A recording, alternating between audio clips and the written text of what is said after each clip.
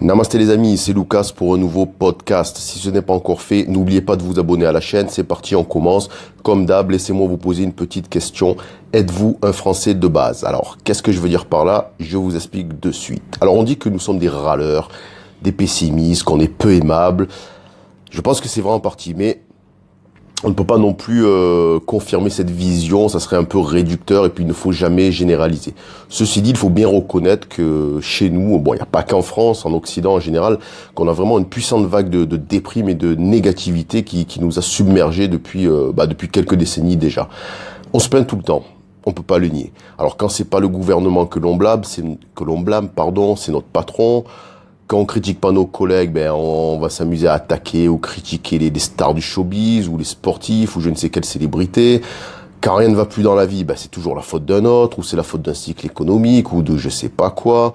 Alors, pour nuancer, ok, je suis pas un bisounours, je vous le dis de suite, je dis pas que tout va bien chez nous. Mais de là, pleurnicher tout le temps pour un oui ou pour un non, et avoir constamment les problèmes au lieu des solutions, bon là c'est trop, à un moment donné, il faut arrêter les conneries, quoi. Donc, toujours pareil, il faut se concentrer sur notre vie et sur les aspects que l'on peut changer plutôt que toujours pointer du doigt le voisin ou je ne sais quelle entité.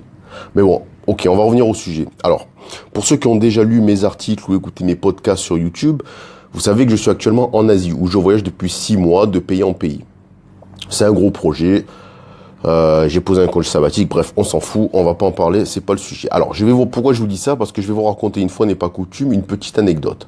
Alors, 15 jours après avoir démarré mon périple, donc j'ai commencé en Inde au mois d'octobre, j'ai rencontré mes premiers Français. Alors, la première était une femme.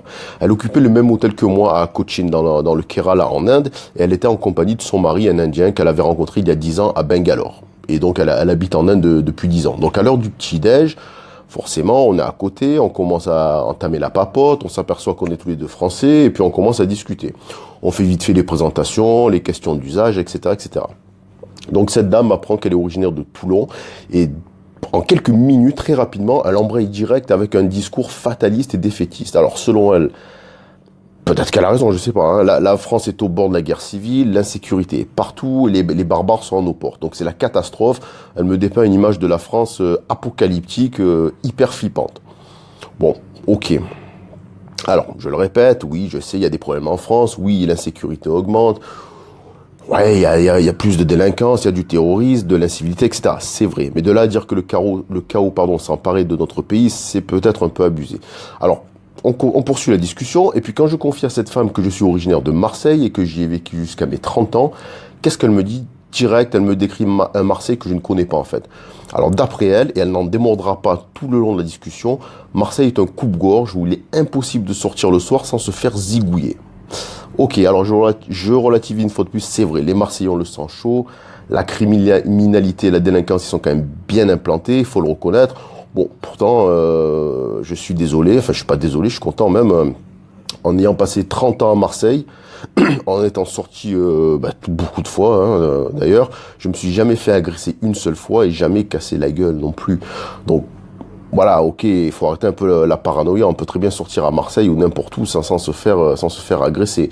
Eh bien, cette femme, malgré mon témoignage de Marseillais, donc quand même, je pense que c'est une vision objective et surtout une vision conforme à la réalité. Non, pour elle, impossible de sortir à Marseille sans se faire agresser. Alors les gens comme ça me rend fou parce que la femme, elle a jamais vécu à Marseille, mais elle en sait plus que moi qui ai vécu 30 ans. Non, ça c'est dingue ça. C'est le genre de personne qui me rend fou. Vous savez, ils ont pas vécu le truc, vous l'avez vécu, mais par contre non, ils savent mieux que vous. Bon, ok, formidable.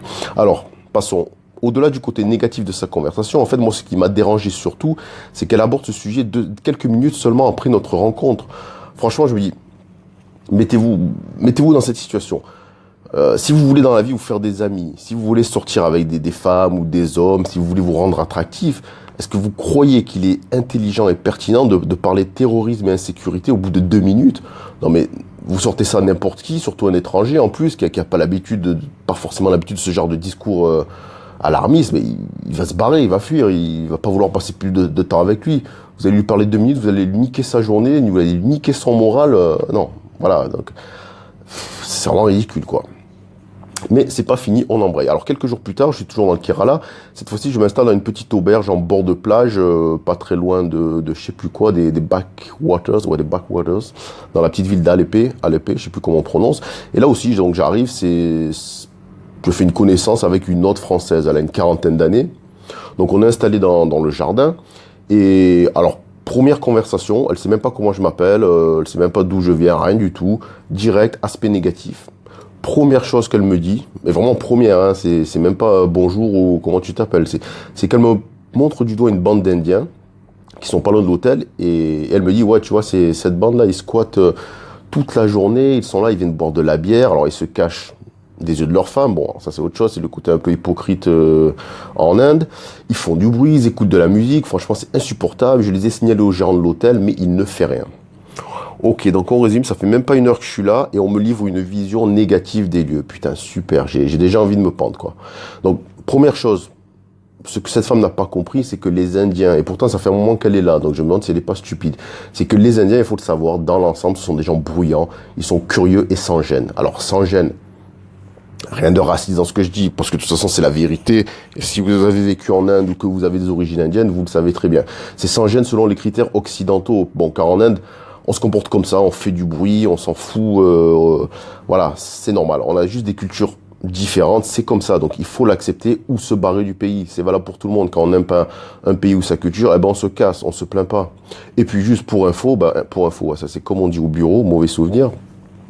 Ben, je suis resté 5 jours sur place et à aucun moment je n'ai été dérangé par cette bande. Alors à part discuter un peu fort en fin d'après-midi, bon ils ont rien fait de bien méchant, bref. Donc voilà. Cette première discussion avec cette femme, pour moi, fut la dernière. Ensuite, je l'ai esquivée tout le long du séjour parce que moi, ça me commence à me casser les couilles. Je suis là, je suis en Asie, je voyage pour ouvrir mon esprit, rencontrer des gens intéressants. C'est pas pour me faire emmerder avec des relous qui se plaignent à longueur de temps, quoi. Donc, du coup, je me suis rabattu sur un retraité anglais, fort sympa, un ancien routier. Lui, au moins, il avait des choses intéressantes à raconter et il était plutôt positif. Voilà, donc le soir même de cette journée, je converse un peu avec un Indien qui travaille à l'hôtel. Et puis, au bout d'un moment, je lui demande comme ça, je sais pas pourquoi, peut-être parce que j'avais ces discussions en tête, je lui demande ce qu'il pense des Français. Alors voilà ce qu'il me répond du tac au tac, sans même réfléchir direct, hein, mot pour mot. Il me dit, alors les Français, c'est quoi? C'est des gens qui se disent pas bonjour, qui sont toujours pressés et qui se font la gueule. Ok. Alors là, je me dis, putain, ce type n'a jamais posé un pied en Europe. Il ne suit probablement pas les news françaises. Donc, conclusion, qu'est-ce que ça veut dire? Ça signifie que cette image de la France lui a été transmise par des touristes français ayant séjourné à l'hôtel. Comme cette sympathique femme qui a dû lui bourrer le crâne ou se comporter se plaindre tout le temps. Donc forcément, maintenant, elle a cette image. Donc c'est dommage. Mais on va terminer pour un point positif, puisque justement, je parle d'être positif, donc on va pas terminer sur du négatif.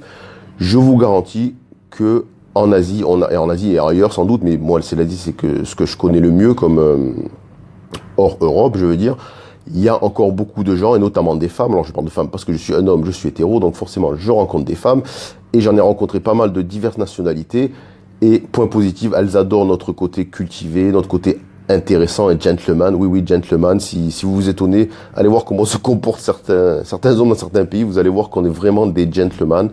Elles aiment aussi ce côté, notre vin. C'est quand même classe de boire du bon vin, notre cuisine, notre littérature, faut pas l'oublier. Donc on a quand même passé une histoire solide, on a une belle image, une bonne notoriété. Le tout, c'est juste de le mettre en valeur. Quand vous rencontrez quelqu'un, que ce soit une femme, un homme, peu importe qui, et qu'on en vient à parler de la France, mettez en valeur notre image et ne commencez pas par commencer. Ne commencez pas par commencer. Ok, là je commence à dire n'importe quoi. Donc mettez au placard les idées noires et le pessimisme, on s'en fout. Voilà, donc que conclure de cette expérience? Toujours la même chose. Ne focalisez pas sur ce qui va mal et surtout encore moins sur les événements sur lesquels vous n'avez aucune emprise. Concentrez-vous sur vous et changez en vous ce qui ne vous convient pas dans le monde ou dans votre pays tout simplement. Et puis comme je le disais, n'adoptez jamais un discours défaitiste avec les personnes que vous rencontrez, que vous ne connaissez pas, parce que ça c'est le meilleur moyen pour vous faire détester. Alors si c'est votre objectif, foncez, mais sinon, oubliez. Allez, merci d'avoir écouté, n'oubliez pas de mettre un petit like ou un commentaire si vous avez vécu ce genre d'expérience. Je vous dis à demain, ciao ciao les amis.